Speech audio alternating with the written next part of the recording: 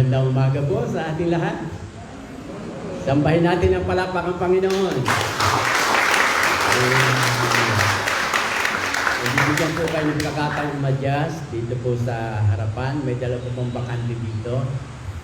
Dahil may bilin po ako doon sa ating mga bouncer. Kasi lalaki nasa rin. Na huwag magdadagdag ng upuan. Pwede naman tayo sa labas kung sobra. Huwag lang tayong lalampas doon sa capacity na allowed sa atin. Pero napakadakila ng araw na ito sa atin. Sapagkat ito ang araw na yung pangitain ay binigay ng Diyos sa inyong lingkod at kasama ang mga pastor sa ibang lugar. Sa Gloria hanggang sa Maibo noon, kasi wala pang iglesia sa Calapan noon ng CLJC, ay mabuo bilang isang community na may isang distinct na katatayuan at character kumpara sa ibang mga denomination na mayroon dito. Bagaman tayo ay hindi humihiwalay, tayo ay kasama pa rin nila kung tutusin sa kabuuan. Dahil isa naman talaga ang iglesia ng ating Panginoon sa Kristo. Dapat sana po ay bongga ang ating celebration ngayon. Kasi ito yung 25th anniversary natin. At talaga namang maraming ginawa ang Diyos sa bawat isa, sa kabuuan, sa kalagitnaan natin. Nakita natin kung paano gumawa ng himala ang ating Diyos. Subalit kagaya ng awit natin kanina, sometimes we don't see how God works. Sometimes we even don't see kung paano, kung gumagawa ba ang Diyos. Parang hindi gumagawa ang Diyos.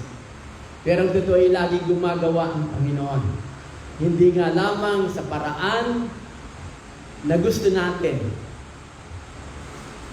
Kapatid, may lugar dito.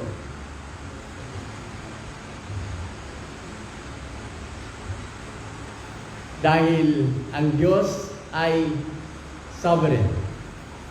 Kaya ang lahat ng kapangyarihan at maging prerogative ay hawak niya sa kanyang mga kamay at hindi tayo nakakapamili ng maaari nating maranasan. Ngayon po ang ikalawang pagkakataon na ating alalahanin ng hiwa-hiwalay. Dati sana ay talagang buo. Kasama natin ang iba pang congregations, pati Manila at Cavite ay pumaparito pa. At inaasahan natin itong taong ito, mas malaki sana ang ating mga delegations.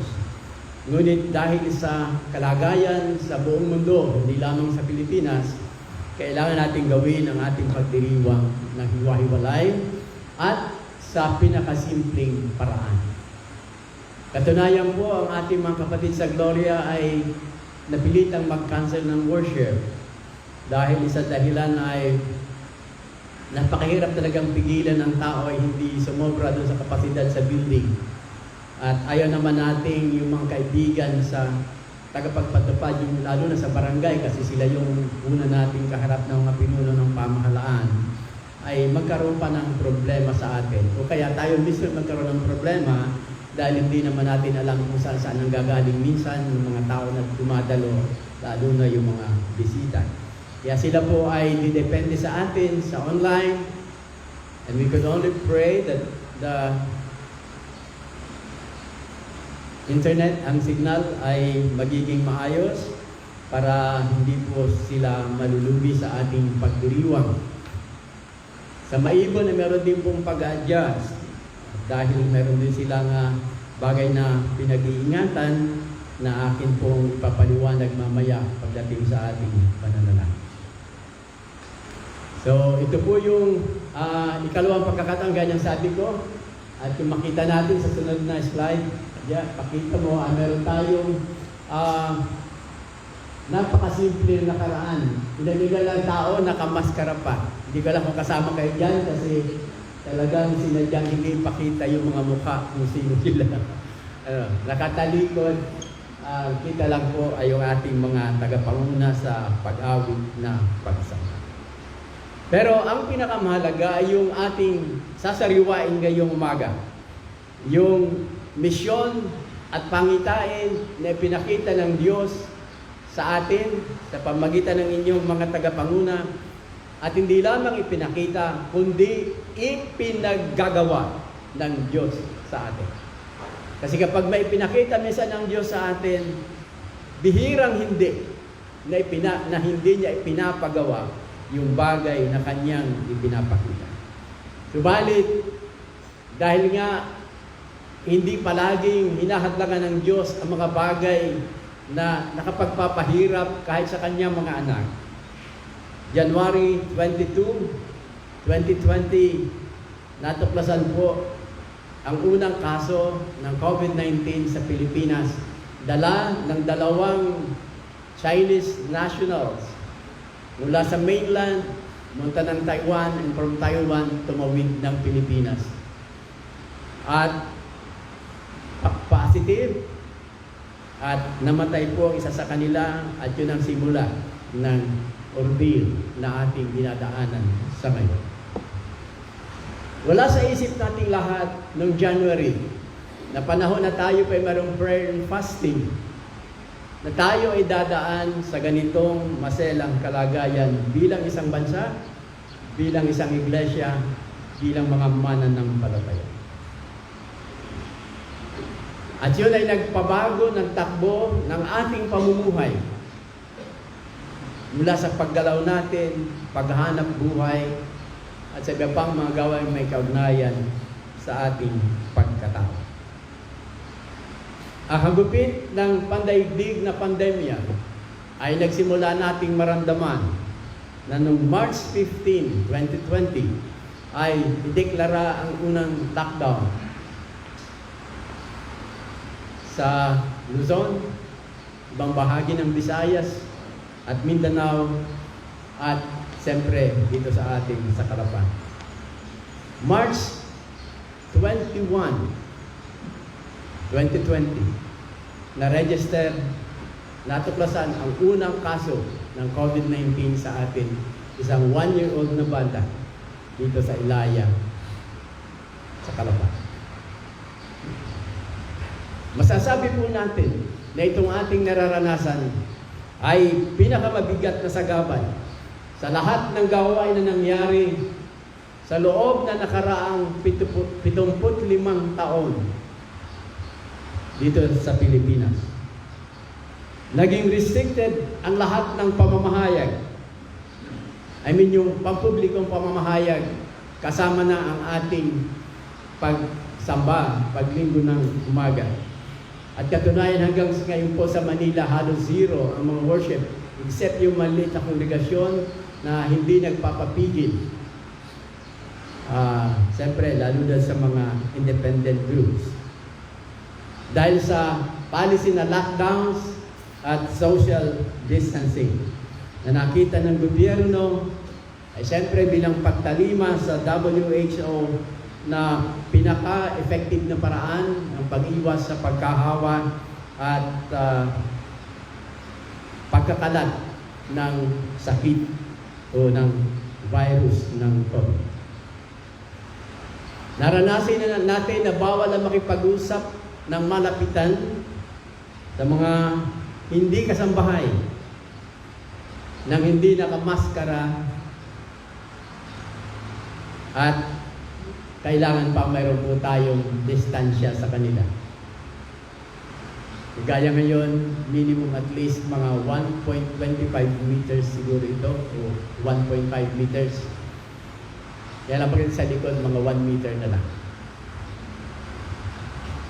Kaya, maging mga tao po ay naging maingat sa pag-uusap sa atin, sa pag-uusap sa inyo, at tayo rin naman sa kanila. At ang isa sa mahirap, kung ikaw ay communicator, yung mangusap ka na nakapiring ang iyong mga kausap na hindi mo alam kung ano reaksyon sinasabi mo.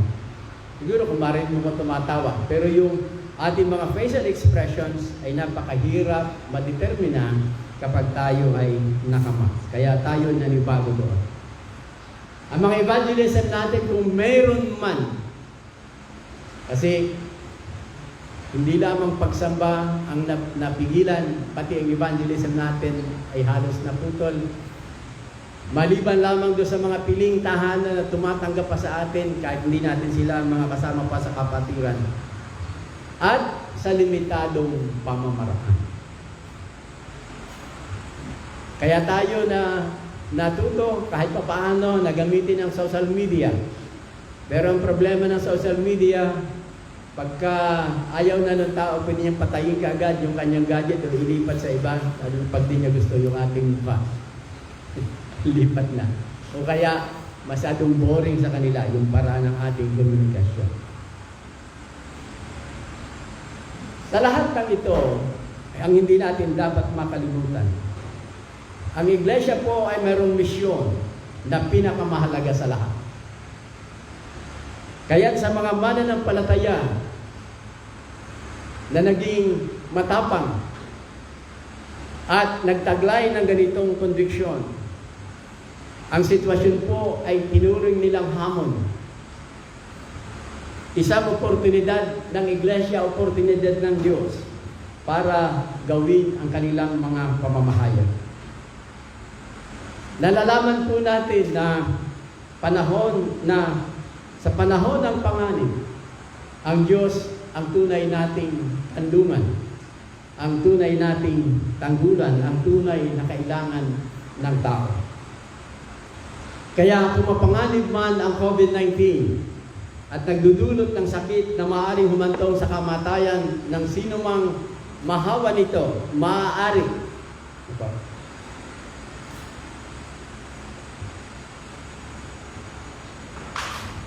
Ay nakikita man natin na ang higit niyang malaking pangailangan ay ang kanyang pangwalang hanggang hantungan at hindi yung kamatayan ng isang tao. Dahil kung tutuusin, aanhin ng isang tao ang makaligtas sa karamdaman kung ang kanyang kaluluwa ay mapapahamak ng pangmatagalan. Aanhin ng isang tao ang malusog na pangatawan kung pagkatapos siya'y mamatay, ang kaluluwa niya ay susunugin naman sa impyerno. Sa ganon, sa mga mananampalataya nakita ito ay pagkakataon. Nakita nila na sayang na sayang kung mamatay ang isang tao na hindi niya kilala ang ating Panginoong Jesucristo. Kaya kung itinuturing mang mabagsik na kaaway ng katawan ang COVID, lalong dapat mabagsik ang paraan ng pangaral ng salita ng Diyos dahil may mga taong pwedeng mamatay na hindi man lamang narinig ang mabuting balita ng kaligtasan at nagkaroon ng pagkakataon na kilalanin si Kristo bilang kanyang Panginoon at tagapagligtas. Kaya bagaman tinatanggap natin na kailangan tayong makiisa sa ating gobyerno at maging maingat din naman dahil hindi naman sinabing mag-suicide tayo at magpadalos-dalos sa pagkilos natin. Ang manahimik at tumigil sa sistematikong pamamahayag at pag-usap para paunawaan ng mga tao patungkol sa magandang balita ay hindi opsyon ng Iglesia ng Panginoon. Kailanman hindi opsyon ng Community of the Lord Jesus Christ na manahimik bilang isang iglesia ng Panginoon sa panahong ito. Oo, kailangan nating mag-ingat dahil ayaw nating matakot din ang mga tao sa atin at ayaw din natin tayo ay magdala ng mga pagkahawag baka sakali. Ngunit mayroon tayong mahalagang misyon na ipaalam sa mga tao, lalo sa panahong mapanganib. Nanganganib ang kanilang buhay at ang ating buhay, pero lalo sila sapagkat dobling kamatayan ang pwedeng maranasan ng isang taong hiwalay sa ating Panginoon sa Kristo. Tayo, isang kamatayan lang ang pwede nating maranasan. Ngunit lahat ng wala sa ating Panginoon, dobling kamatayan ang kanilang mararanasan at yun ay isang mahirap na karanasan. Kaya dahil dito nakita ng mga kapatid natin sa ibang lugar, mula Gloria hanggang Cavite, na dapat nating samantalahin ang pagkakataong tulad nito upang mabigyan ng babala ang mga tao. Siyempre, calculated yung ating mga moves. Pero sa lahat ng mga tao, mga hindi mananampalataya pa na tumatanggap sa atin, nakitang matatapang ang mga kapatid, bagamat hindi lahat, na ipinahayag sa kanila ang katotohanan. At sa panahon yan, makikita po natin na marami ang nakakilala sa Panginoon. Hindi kailangan patasin ng kamay. Anyway, hindi naman kayo makikita sa camera. Kung ilan sa inyo ang naging mananampalataya sa 2020, at ang iba'y nabautismuhan sa itong taon na ito at sa nakaraang taon. At yun ay nagpapakilala na kung bagamat dumating ang mapanganib na panahon ng 2020 sa atin, dumating naman sa inyong buhay ang pinakamahalagang regalo ng Diyos. At ang iba sa atin ginamit ng Panginoon. Purihin ang kanyang pangalan. Palakpakan po natin ang Panginoon. Kapakabuti ng ating Diyos. Subalit, maraming iglesia ang nanahimik. Maraming mananampalataya kabilang sa atin na nanahimik dahil nga sa takot. Ngunit gusto kong sabihin sa panahon na yun na wala ang malaking panahon sa iglesia. At hindi natin nasamantala, hindi lahat tayo nakaranas na magsamantala sa pagkakataon para matapang at makapangyarihang maibahagi ang salita ng Diyos dahil sa takot sa karamdaman. Tandaan po natin mga kapatid, ang takot kahit sa anong bagay hindi galing sa Diyos. Ang takot ay galing sa dyablo at ginagamit na kasangkapan para tayo'y mapigilang matuklasan ang kalooban ng Diyos. Isa lamang ang takot na galing sa Diyos, ang takot na magkasala sa Panginoon. So lahat ng takot,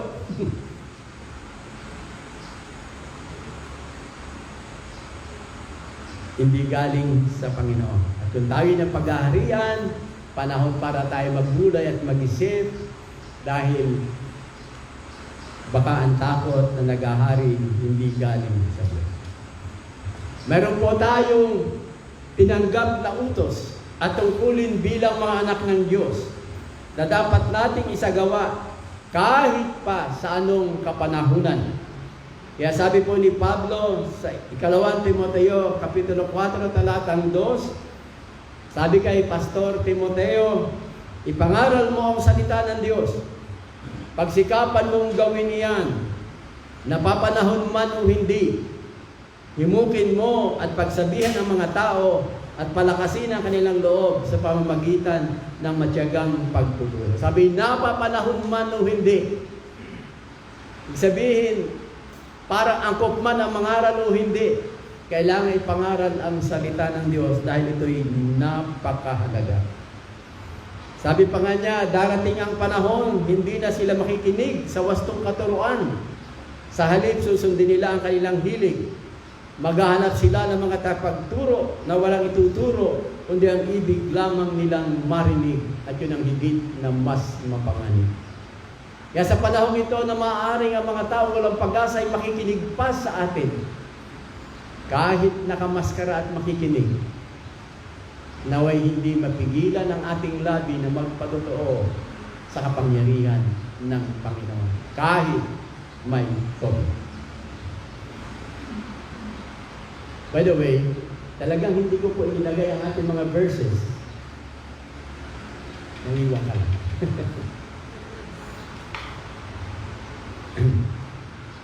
Hindi lang yung mga verses, dahil napansin kong nakalimutan natin magdala ng Biblia, kaya may Biblia tayo.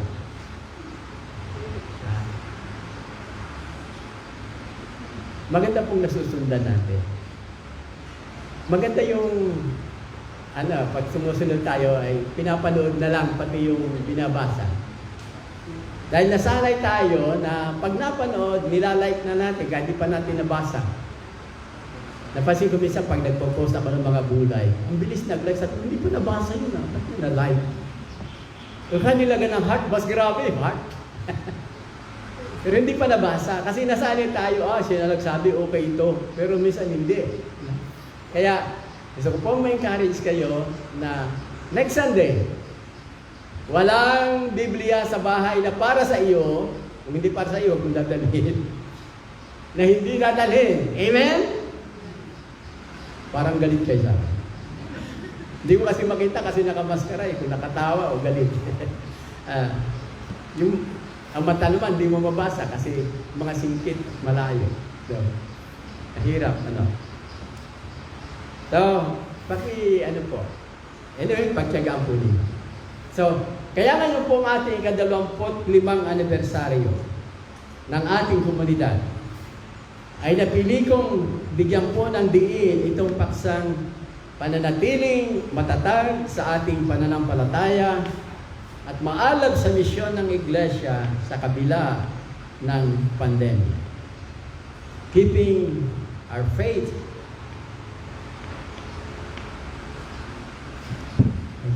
and trust for mission in spite of a pandemic. Yung ating atlas kasi ulos eh, saksak o mga sa espada. No? So yung ating ginagawa o pinapagawa ng Diyos, hindi lamang tayo dapat maging tapat sa pananampalataya natin, kundi tapat maging doon sa ipinapagawa ng Diyos kaugnay ng misyon na ipinagkaloob ng Panginoon sa atin. Sa panahon po ng kagipitan, ay tumatawag tayo sa Diyos dahil sa ating pananampalataya sa Kanya.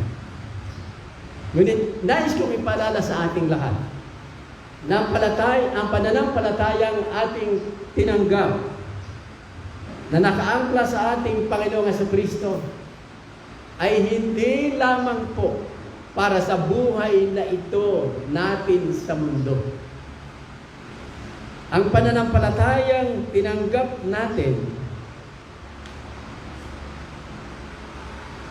ayon sa layunin ng ating Panginoong Jesucristo, nang ialay niya ang kanyang sarili sa krus, ay para sa buhay na higit na mahalaga sa lahat.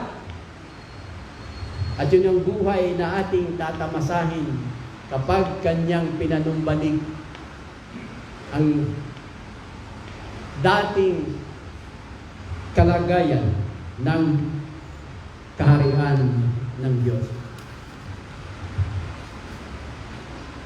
Kalakip ng pananampalatayang ito ay binigyan din po tayo ng Diyos ng dakilang utos.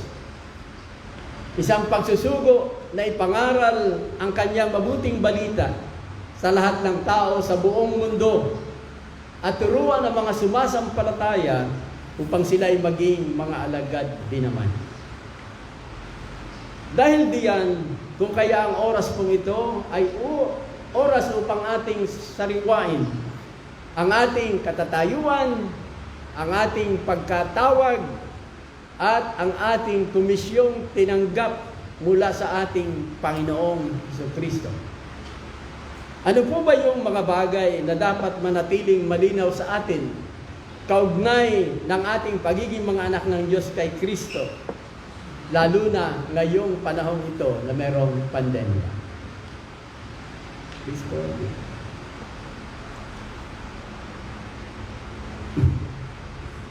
Una pong mahalagang dapat maging malinaw sa atin ay ang pagtawag ng Diyos. Our calling, or a calling of God. Ang pagtawag sa atin bilang isang iglesia ng Panginoon. Tinawag tayo ng Diyos at binuklod sa isang pananampalataya. At dito po natin gagamitin yung mga talatang binasa sa panguna ni Pastor Noel kanina. Kaya kung hawak ang Biblia, pakibukas po sa Juan Kapitulo 17. At totoo ang buong kapitulo, pero hindi ko naman po gagamitin yung lahat, kundi yung kailangan lamang natin ngayong umaga nito. Sabi po ng Panginoong Jesus sa talatang 6, patungkol sa pagkatawag, ay ganito: ipinahayag ko na kung sino ka sa mga taong ibinigay mo sa akin mula sa sanglibutan. Siya'y iyo, sila'y iyo, at ibinigay mo sila sa akin. At tinupad nila ang iyong salita. Alam na nila ang lahat ng ibinigay mo sa akin ay mula sa iyo. Dahil ibinigay ko sa kanila ang mga salitang ibinigay mo sa akin at tinanggap nila. Natitiyak nilang ako'y tunay na galing sa iyo at naniniwala silang ikaw nga ang nagsugo sa akin. Sa panalangin pong ito ng ating Panginoon, ay pinakikita rin niya sa atin kung ano-ano ang mga layunin ng ating pagkatawag. At ang layunin po, may kita natin sa talatang 6, may una sa lahat para maging kanyang bayan.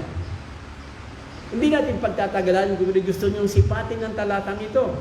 Dahil sa talatang ito, bagamat maikli, ay nabubuo ang ilang mga katangian, tinataglay mo o tinataglay ng community of the Lord bilang isang iglesia ng Panginoon. Una sabi ni Kristo, sila ay sa iyo. Ang iglesia ay sa Diyos. Kaya yung pagtawag, yung pagpili ay galing sa Panginoon. Kaya siya nga yung pumili noong pamanguna, bago pa tayo sinilang, siya na yung pumili. At sabi ni Kristo, ang mga pinili ibinigay sa akin. Kaya meron pong paniniwala na nang si Kristo ay namatay, bagamat sabi para sa lahat siya ay namatay para sa mga pinili ng Panginoon. Kasi sila ibinigay ng Ama sa Kanya. At yung mga pinili ay Kanyang tinawag. At yung mga tinawag ay tumugon at kanilang tinupad ang iyong salita. Tatlong katangian ng bayan ng Panginoon. Pag-aari ng Diyos, pag-aari ng ating Panginoong Jesucristo, at tinawag upang tumupad ng mga salita ng Panginoon. Kaya sabi po ni Apostol Pedro, unang Pedro 2:9, kayo'y bayan ng Diyos, kayo'y hindi bayan ng Diyos noon. Let me read it mas precise. Kayo'y bayang pag-aari ng Diyos. Kayo'y hindi bayan ng Diyos noon, ngunit ngayon, kayo'y bayang hinirang niya. Ginawa niya po ang lahat upang sa pagiging kanyang sariling bayan, tayong lahat naman ay maging kapurihan o magdala ng kapurihan sa Diyos. Sabi po ni Apostol Pedro, pinili kayo upang magpahayag ng mga kahangahangang ginawa niya. Unang Pedro 2:9. Siya ang tumawag sa inyo mula sa kadiliman patungo sa kanyang kahangahangang kaliwanagan. Nais ng Diyos na mahayag ang kanyang pangalan sa pamamagitan ng kanyang bayan o ng iglesia. Kaya naman po bago siya umakyat sa langit, ay sinugo niya ang kanyang iglesia. Sino po yung iglesia? Yung bayang pag-aari ng Diyos, pinili ng Diyos, tinawag ng ating Panginoong Jesucristo at tumupad sa kanyang salita. Sino sila ngayon? Tayo na mga anak ng Diyos. Sinugo ng Diyos ang iglesyang ito upang ipangaral ang mabuting balita ng kaharian ng Diyos, ng kaligtasan.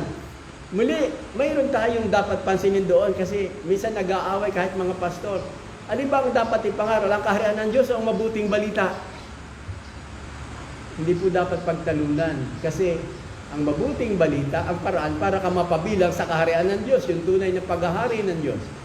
Bagamat ang lahat ay saklaw ng Diyos bilang hari, yung tunay na anak ng kaharian ay yung mga tumanggap sa mabuting balita. Kaya pag ipinapangaral mo mabuting balita, ipinapangaral mo mga values ng kaharian ng Diyos. Pero hindi po natin pagtatagalan yan. At tayo ay pinahayos sa lahat ng panig ng mundo, Mateo 28:18 hanggang 20. At ito po yung ikalawang mahalagang bagay na dapat maging malinaw sa atin palagi kahit may pandemya. Ang pagsusugo sa iglesia ng Diyos. Ano po ba yung pangkalahatang layunin sa pagsusugo? Dito sa Juan 17:18 hanggang 21. John 17:18-21. May isa-summarize po natin na sinusugo tayo ni Jesus upang humayo, mamunga, at maging patotoo sa mundo na si Kristo nga ang sinugo ng Ama. Basahin po natin yung talatang 18 hanggang 19, actually hanggang 21. Kung paanong isinugo ako sa sanlibutan, gayon din naman isinusugo ko sila sa sanlibutan. At alang-alang sa kanila itinalaga ko ang aking sarili para sa iyo, upang maitalaga rin sila sa katotohanan. Kailangan makita ng mga tao ang katotohanan at makikita ng mga tao ang katotohanan kung ang iglesia ay susunod sa pagsusugo sa kanila. Kapag sinabi po ang iglesia, ay hindi lamang ang mga apostol, mga pastor, mga guro, kundi ang buong iglesia. At kasama pa dito ang mga sasampalataya pa na naghihintay ng pagkukup ng Panginoon. Sabi ng verse 20, hindi lamang silang idinadalangin ko, kundi pati ang mga mananalig sa akin dahil sa kanilang pahayag. Naunang tinawag ng Diyos ang 12, tapos ay marami pang tinawag sa kanila, at nang siya umalis, sila ay mga 500. Ngunit pagkatapos ay tatawagin sa pamagitan ng mga naunang tinawag ang mga tinatawag pa. Sa gayoy nalalagay ang iglesia pa sa pananagutan, maging kasangkapan ng Diyos para yung hindi pa natatawag ng mga pinili ay makarinig ng tinig ng Diyos at sumampalataya. Hindi ko alam kung ilan ang para sa iyo, kapatid. Pero sigurado ako, may mga kailangan tawagin, ikaw ang kailangan magsalita kahit may pandemya.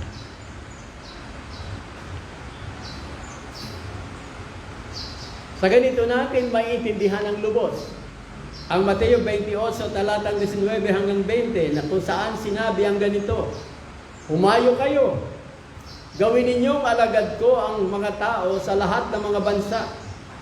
Bautismuhan ninyo sila sa pangalan ng Ama at ng Anak at ng Espiritu Santo. Turuan ninyo silang sumunod sa lahat ng iniutos ko sa inyo. Tandaan ninyo, ako'y laging kasama ninyo hanggang sa katapusan ng panahon. Ano daw po ang ituturo? Lahat ng iniutos sa kanila.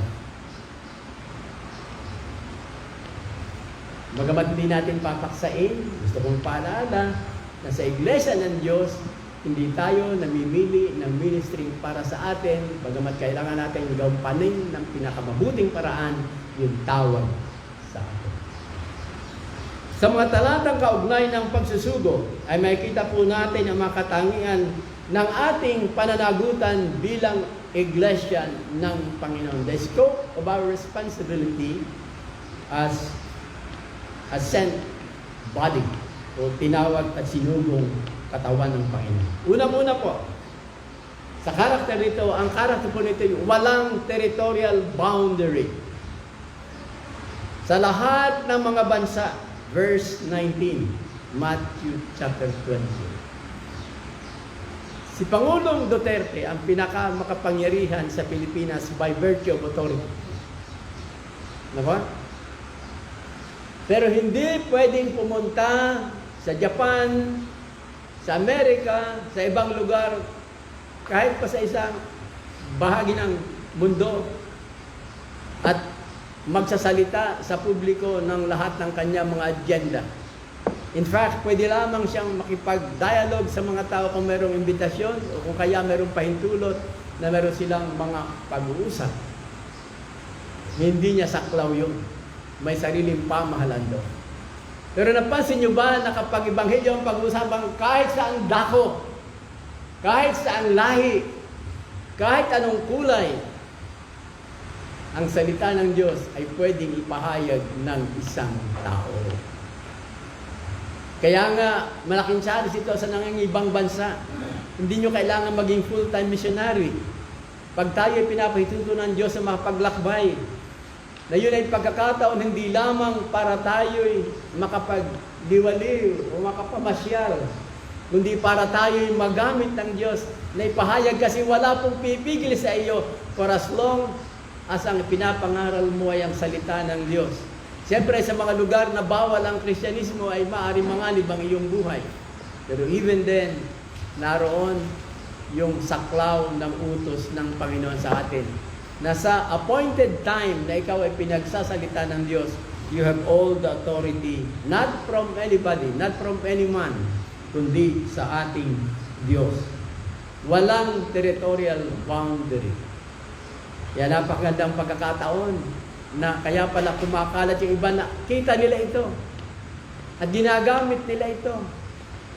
Hindi sila nahihiya kung Pilipino sila kahit sabihin saan ba galing yung mga yan.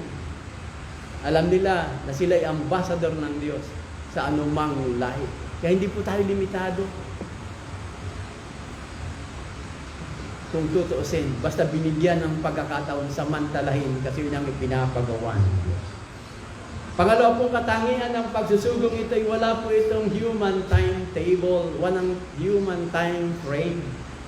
Kalimitan pag tayo binibigyan ng tungkulin, mayroong tinatawag na date effectivity. Kailan magsisimula at hanggang kailan siya effective.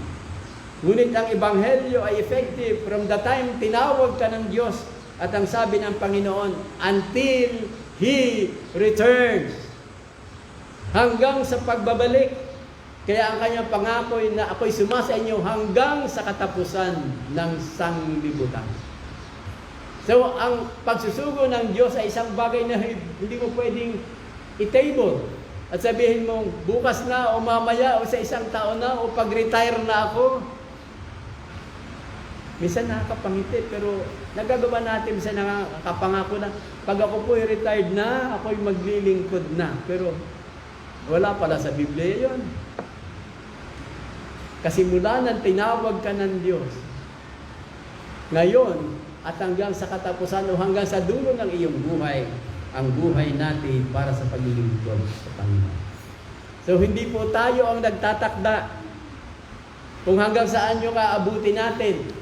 Kung kailan natin gustong gawin ang pamamahayag at kung kailan natin gustong tapusin ang ipinapagawa ng Diyos dahil ang mga bagay nito gawain ng Panginoon, tayo ay tagapamahayag lamang. Pangatlo po ay walang pinipiling kondisyon ang pagsusugo ng Panginoon. Sabi nga ni Pablo kay Timoteo, in season and out of season. In season, nung walang pandemic, and out of season, may pandemic. Di ba out of season ito? Hindi conducive. Kumbaga sa paghasik, hindi maganda maghasik, may bagyo. Pero pagdating sa Ebanghelyo, walang bagyo, walang payapang panahon, every time ay opportunity ng Diyos para gumawa sa buhay ng tao. In safety or in danger, the Word of God must be proclaimed.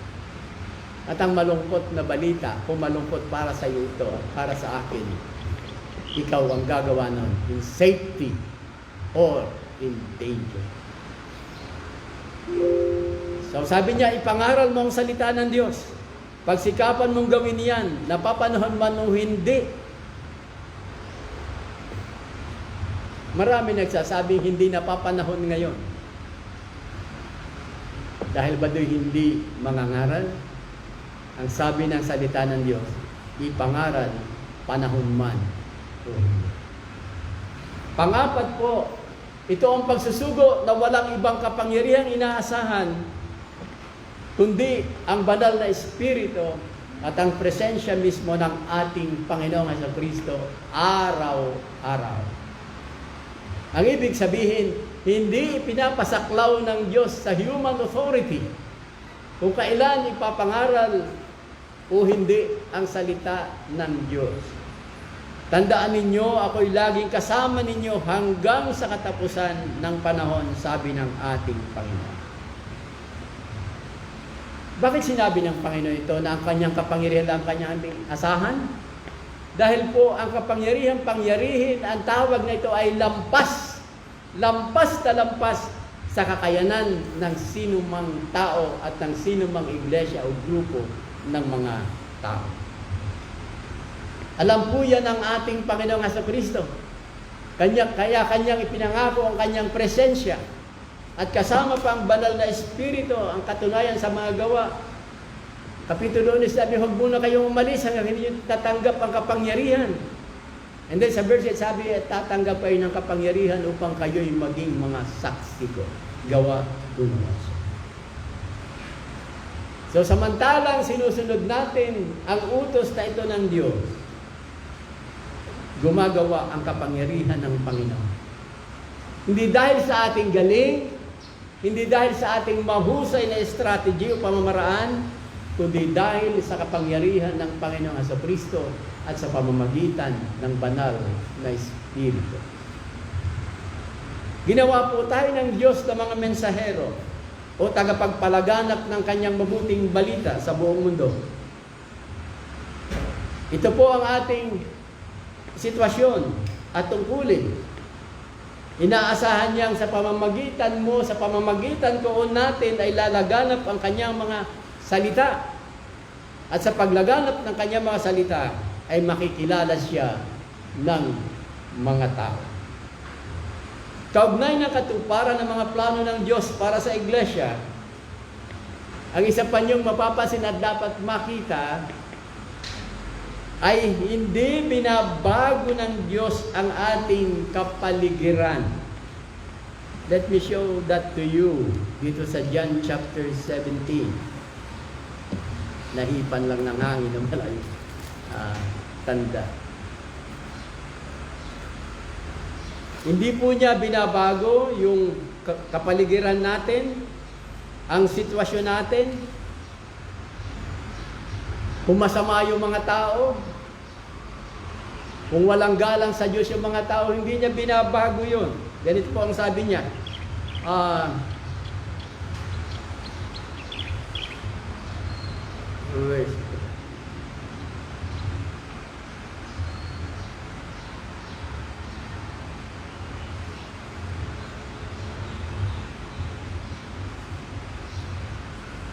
Wala sa mabuting balita.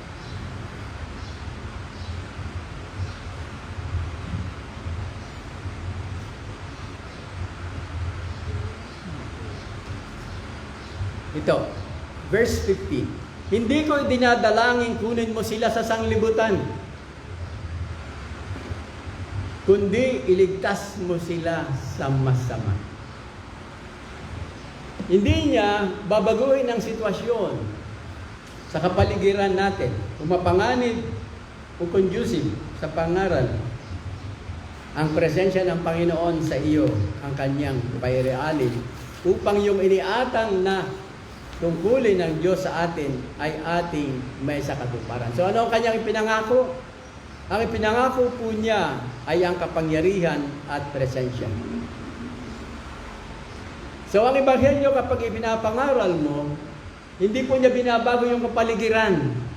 Binabago niya ang mga taong tumutugon sa salita ng Diyos. Kaya kung masama ang isang kultura o mga basagonero ang isang community, mananatili yun. Pero yung mga taong tinatawag ng Diyos, sila ang magbabago, pero ang komunidad halos hindi nagbabago. At napatunayan po yan, maging yung mga nangaral sa mga Islam areas, sa Maynila, sa mga squatters area na talagang mapapanganib. Nanatiling mapanganib yung mga lugar na yon. Pero yung mga nanampalataya na dati ang almusal ay basag ulo, naging mga patotoo ng kapangyarihan ng Diyos. Pero hinintay ba ng mga misyonero na bumait muna yung mga tao bago sila pumunta? Hindi. Itinaya nila ang kanilang buhay sa paghayo at dahil sa nagtaya sila ng buhay, gumawa ang Panginoon at nagpakita ng kapangyarihan sa mga tinatawag ng Panginoon. Hindi rin po nangako ang Diyos sa atin na hindi tayo makakaranas ng sakit at kamatayan samantalang dinadala natin ang Ebanghelyo. Ang ipinangako ng Panginoon sa atin ay ang katotohanang mabubuhay tayong kasama niya magpakailanman. Kapatid, walang pangako sa iyo ang Diyos na hindi ka mamamatay. Walang pangako ang Diyos na hindi ka magkakasakit. Ang kanya pangako ay pangangalagaan kanya. Bakit? Hindi ang buhay dito sa lupa ang iniligtas ng Diyos. Kailangan magbago yung ating mga katawan. At kailangan mamatay yung katawan na ito para kamtin mo yung katawang hindi lilipas. Kaya namatay sa katawan ng ating Panginoong Jesucristo para kamtan ang mas magandang katawan. Kaya huwag po natin kalilimutan tayo ay mga tinawag ng Diyos upang Kanyang maging bayan na nagbibigay ng kapurihan sa Kanya. Kahit sa gitna ng pandemic at higit nating sinisikap na bigyan ng kaluguran ng Diyos at hindi ang sinumang tao. Sa ganitong kapanahunan na higit pong nahahayag, kapag mapanganib ang panahon, higit na nahahayag ang mga anak ng Diyos na tunay na nananampalataya sa Diyos. Pero ang mga nagdudula at mga natatakot, nahahayag din. Yung mga nahahayag na natatakot sa Diyos at higit na gustong sundin ng Diyos, patuloy nilang hinahanap at ginagawa ang kalooban ng Diyos kahit pa ang sitwasyon ay hindi pabor sa kanila. Ngayon tayo rin po bilang community, ang community of the Lord, ay nasa ilalim ng isang dakilang utos upang humayo at abutin ang kaliit-liitang bahagi ng ating mundo. Kasi tayo, bukod sa malaking mundo, meron tayong maliit na mundo. At nais ng Diyos na abutin natin ito. At kahit sa ang panig ng Pilipinas, at kahit sa ang panig ng mundo, kung susuguin tayo. Kasi kung hindi sinugo, ay huwag kang basta hahayo, ibang klaseng kapahamakan yun. Pagyayabang na yun. No. Pero mahalagang pag narinig natin ang pagsusugo, we'll never back down. Hindi tayo atras. Dahil para sa Diyos, ang Ebanghelyo po ang pinakamahalagang commodity na kailangan ng mundo sa lahat ng pagkakataon at sa lahat ng panahon. May mga kapatid tayong nag-offer ng community pantry kasi mahalaga ang tumulong sa mga naghihirap ng mga kababayan. Yun ay important commodity. But the most important commodity na pwede nating i-offer ay ang salita ng Panginoon. Dahil ito ang magdadala ng pinakamagandang buhay na hindi basta nararanasan ng mga tao sa karaniwang paraan.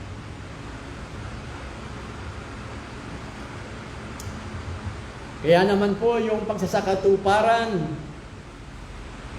ng tawag na ito, ano nakita natin? Walang territorial boundary. Walang pinipiling kondisyon. Walang human timetable. Walang ibang kapangyarihang inaasahan kundi ang kapangyarihan ng ating Panginoong Hesus. Bakit po? Sapagkat kung inaalagaan ka ng Panginoong Jesucristo, ang banal na Espiritu, siyempre ng Ama, yun ang pinakamatibay na PPE. Yun ang pinakamatatag na covering. Your personal protection equipment. The Lord Jesus Christ Himself. Minsan may mga doktor na nag-uusap at kanilang pinapatot sa dahan ng mga pastor na ang tatapang daw magsalita pero takot na magmahawa ng COVID.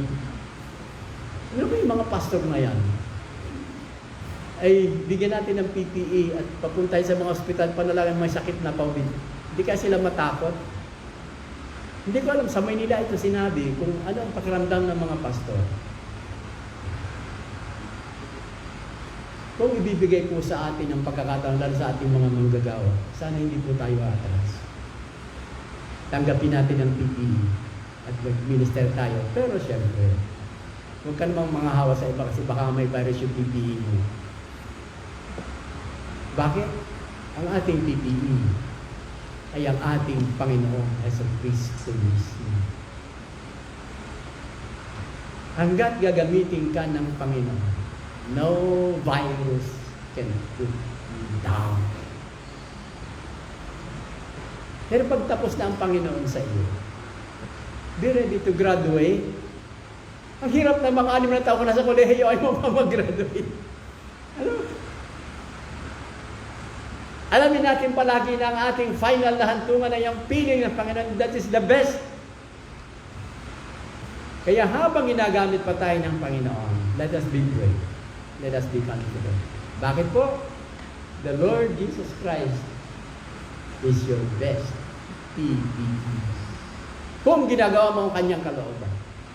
Pero kung nagyayabang lang tayo, huwag mong gamitin yun. Hindi yung tatala. Gayon pa man po, kailangan tayong mag-adjust. Dahil hindi lang naman tayo ang sangkot kapag tayo namamahayag, sangkot ang maraming tao. Mag-adjust ng pamamaraan.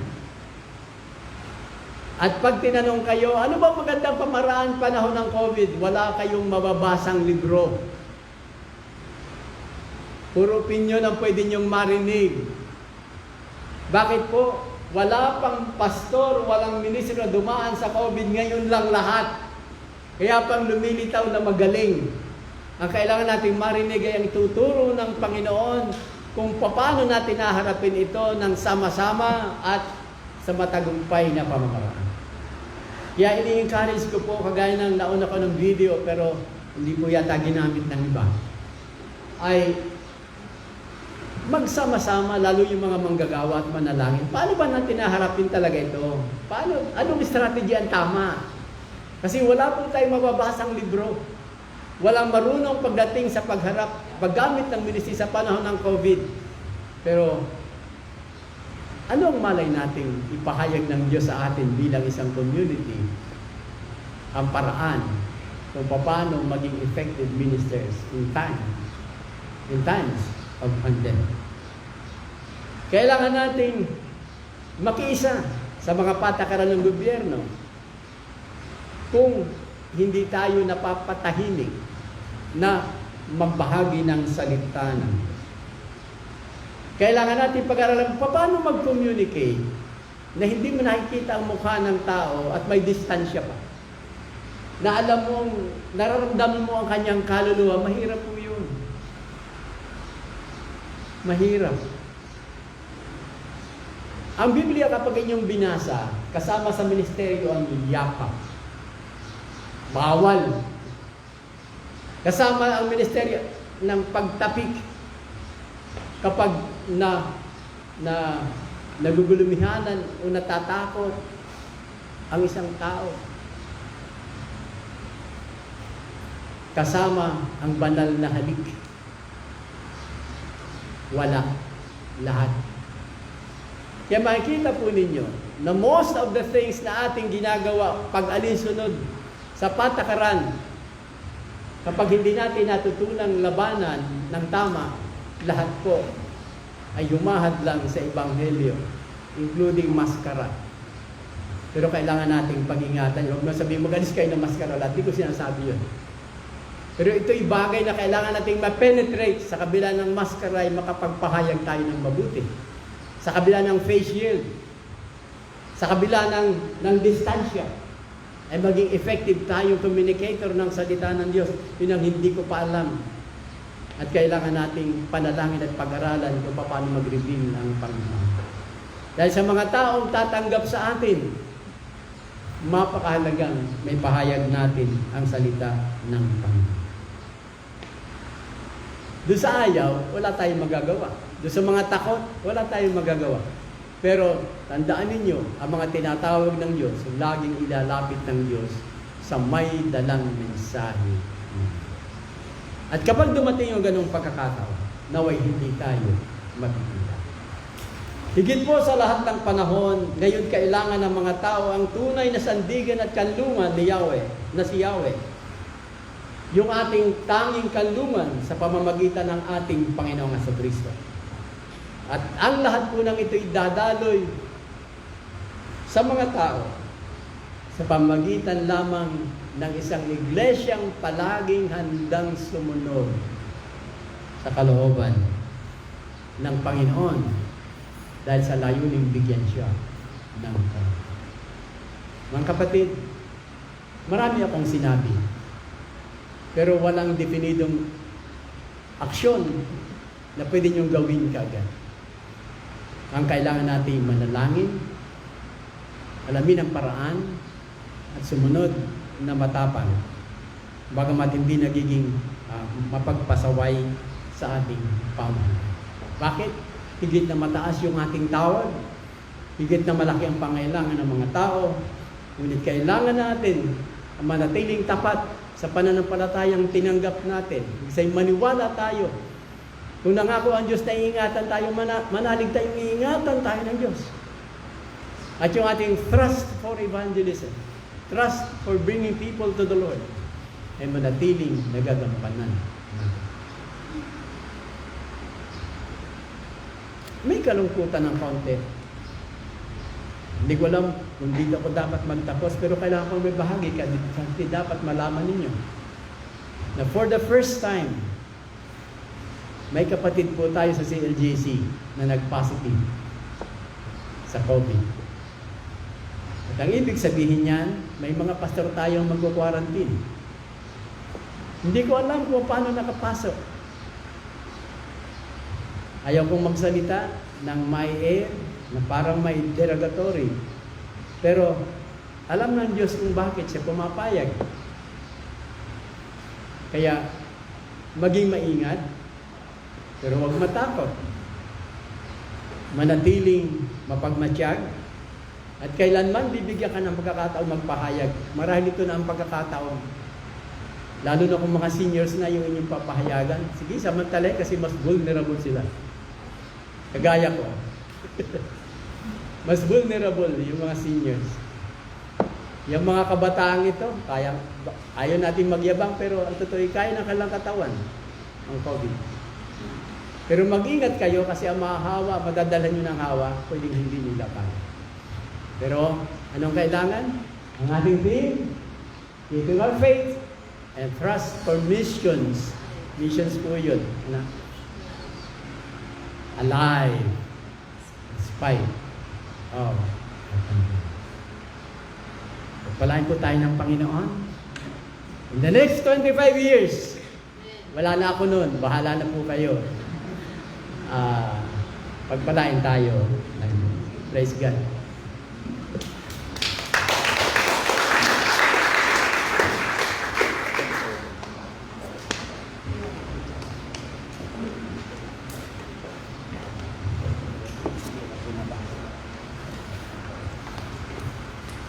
Sige po, tao po ito kayong lahat at patuloy nating awitan